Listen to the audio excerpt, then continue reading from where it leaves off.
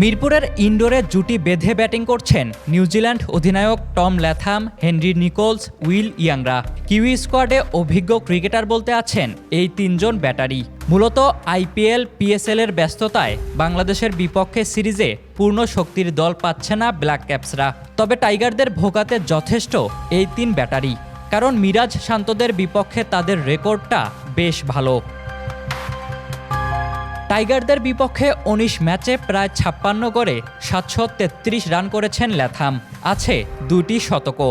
আসন্ন সিরিজে বাংলাদেশকে তাই ভোগাতে পারেন এই উইকেট কিপার ব্যাটার।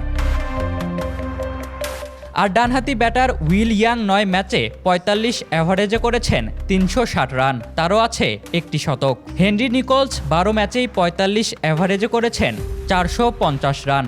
নিশ্চিতভাবে তাই বলা যেতেই পারে ওয়ানডে সিরিজে কিউইদের তুরুপের তাস হবেন এই তিন অভিজ্ঞ ব্যাটার। সাথে নিউজিল্যান্ডের স্পিন ডিপার্টমেন্টও কুপোকাত করতে পারে টাইগারদের। সঙ্গে আছে কিউইদের কোয়ালিটিফুল পেস ডিপার্টমেন্টও।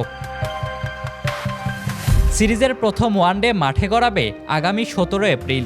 এই ম্যাচে লাথাম হেনরিদের আটকাতে মিরাজরা কী পরিকল্পনা করেন সেটাই এখন দেখার বিষয়। Ishtiaq Mahin, the news.